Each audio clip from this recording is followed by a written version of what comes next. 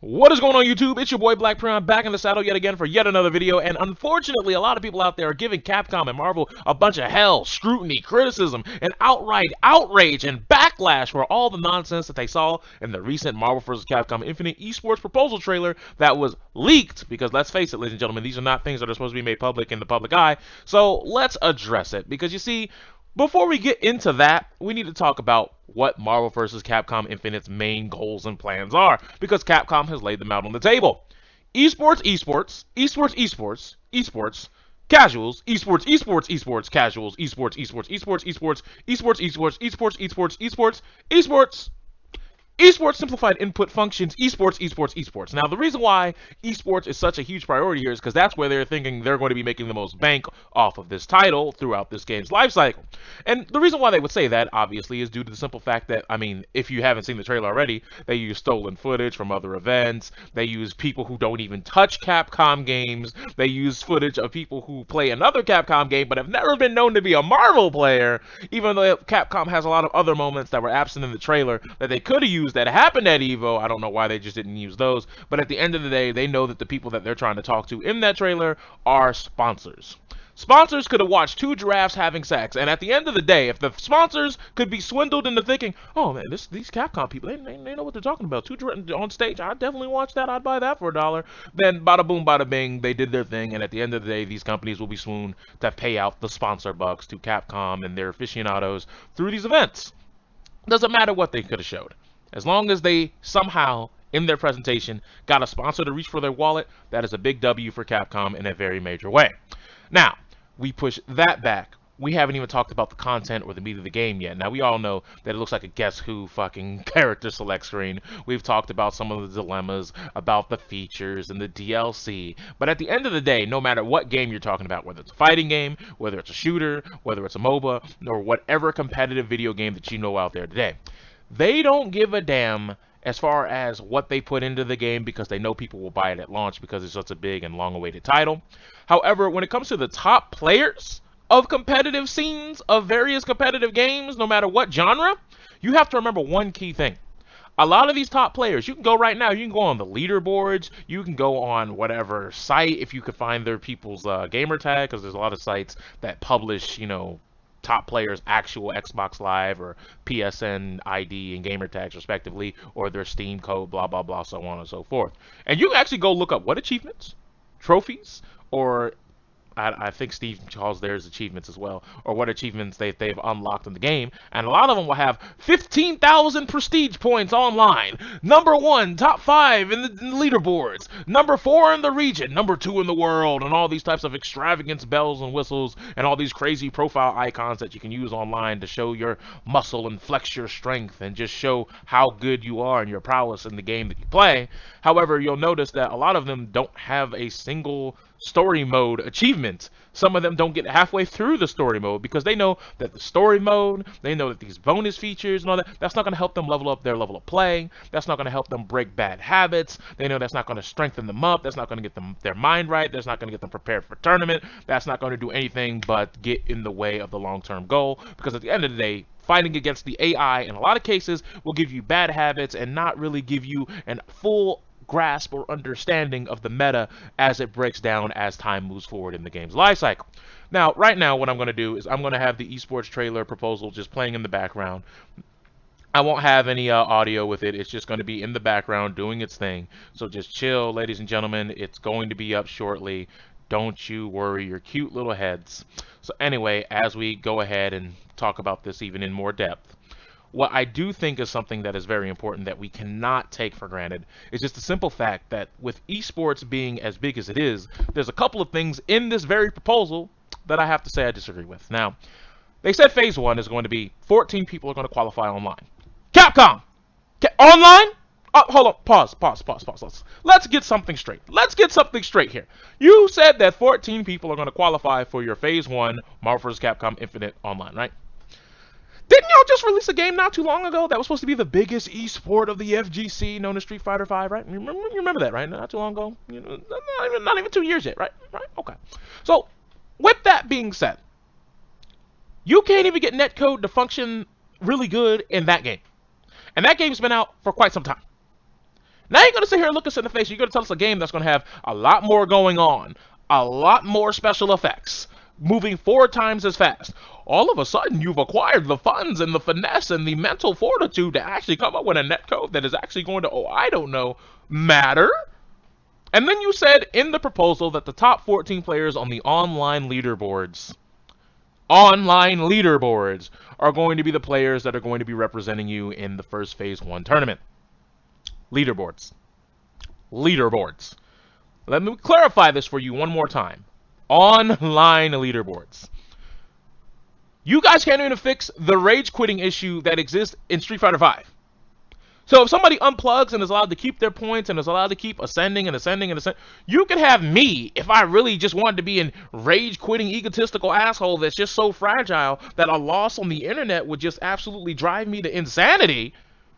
Make it to an event that you're going to pay for and fly me out to because I qualified in the online qualifier. Then you have an offline qualifier. I think you have 2 of them. You said one will be an invitational, one off tournament, but you never addressed if that will be online or off. And then you said you have the Capcom Cup event, which will probably be offline. If it is online, then hey, then all 16 people are online. But at the very least, 14 people are going to show up in some sort of online format, which is kind of ludicrous to me. Because if it's just the online leaderboard, that means they don't even have to enter a tournament. They could just play a whole bunch of people who they know suck. And then when they get matched up in a ranked match, if it's 2 out of 3 or if it's anything akin to the Street Fighter V rank system, oh man, this guy's good. I'm not going to play him because I don't want to lose points. But these easy people, let's run the whole set. Let's keep feeding me more points, getting fed. That is a very risky game that you're playing there, and it's a game that, all in all, for all intents and purposes, could probably work out to get people of, somewhat adequate play if they're going to make it to the top of the leaderboard. But if there's any sort of exploit or chicanery that's going on with points, then you already know this is fucked up. Then they bring up phase 2 where they're talking about aiming for $600,000 or more in terms of the prize pool. Now, here's what we all know. Aiming for. Street Fighter V aimed for a lot of things. A lot of those things they didn't really make. Here in this proposal, they're aiming for. Doesn't mean it's 600 guaranteed. A lot of people saying it's 600 off the cuff. But that still remains to be seen. However, let's just say that that is true and they're going to have 600K.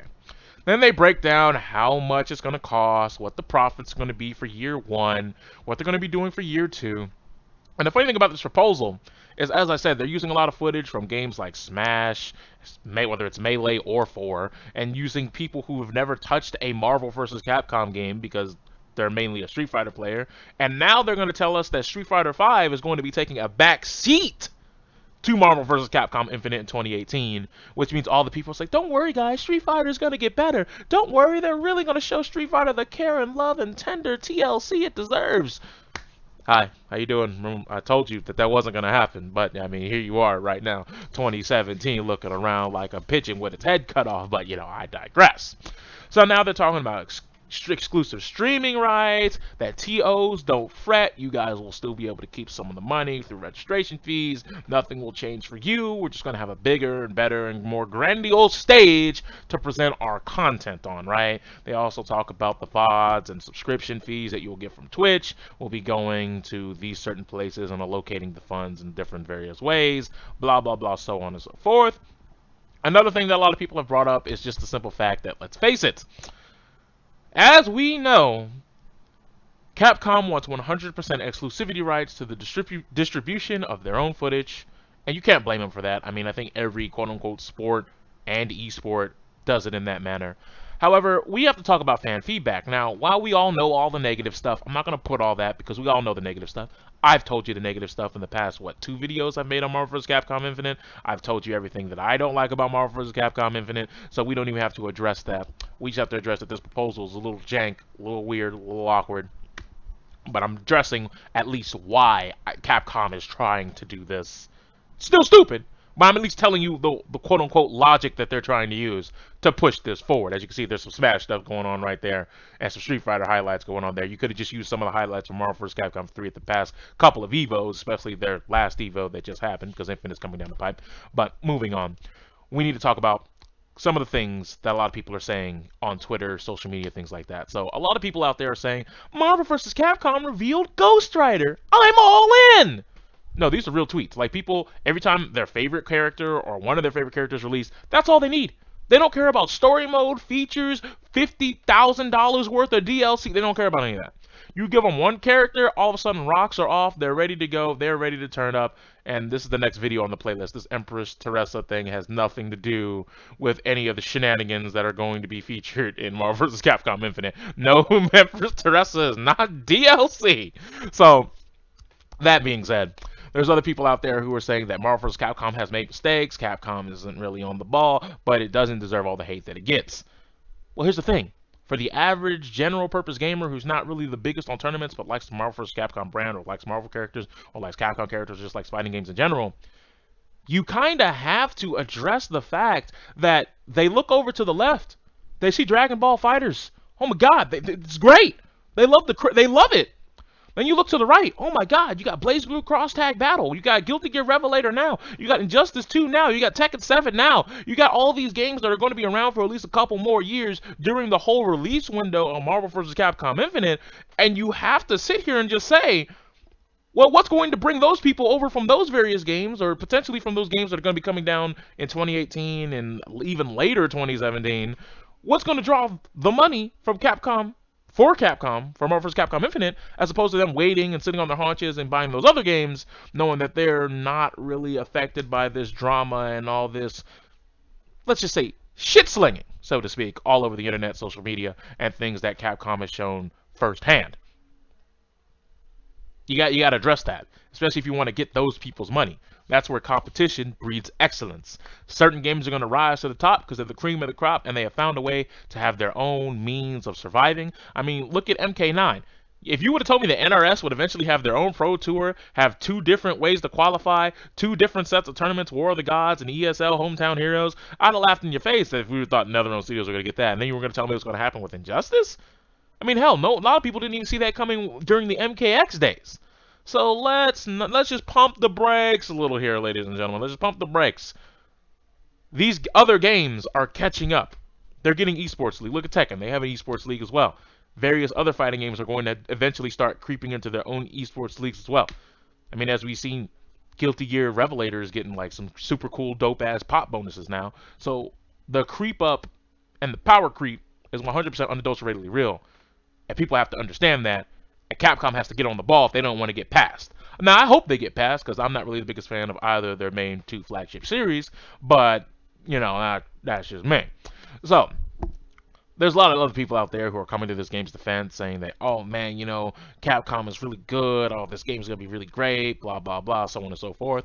But the fact that Street Fighter V is a still hot, steaming pile of garbaggio in terms of the features that it lacked, in terms of the fact that the online netcode isn't that great, and the fact that the presentation is absolute 100% donkey butt, which is ass, just in case anybody didn't know. It's ass, donkey butt, ass. And now you're going to tell me that you're going to be releasing a new game that is going to put that game that is presentation-wise ass on the back burner for this new title. Which I'll admit, Marvel vs. Capcom Infinite does feel like a Marvel vs. Capcom game when you get a hands-on experience. I can give it that. In terms of the gameplay, sure, there's some stuff that's nonsensical, but I mean, let's be honest, what game doesn't have some nonsensical-ass tech these days? So, I'm going to leave the ball in your court. You formulate your own opinions. Let me know down below. Are you still in there for the Marvel vs. Capcom Infinite rush? Long haul, long term, ready to go from day 1 or day 0 if you can get them day 0 leak copies? Or are you like me and you're going to be sitting on the fence and you're just going to be pointing and laughing along the way? Or are you just skeptical? You want to buy it, you want to get your hands on it, you want to stroke your chin and be like, I'm going to wait. You're going to see what the DLC looks like, you're going to see if there's any price drops, and then you're going to try and sneak in there, hit it with an RKO, and get yourself a nice deal. So I've been your boy Black Prion. Let me know what you guys think in the comment section below. If you like this video, remember to like, hit the alert bell, because I guess YouTube just needs another. They made the subscriber button pointless, much like other things, but we'll address that in a separate video, I'm sure. Hit the bell, like the video. If you didn't like the video, make sure you give me like a giant middle finger emoji in the description, you know, in the comments, and dislike the video. Do whatever you need to do to make yourself feel better and sleep better at night. I've been your boy, and I'm out.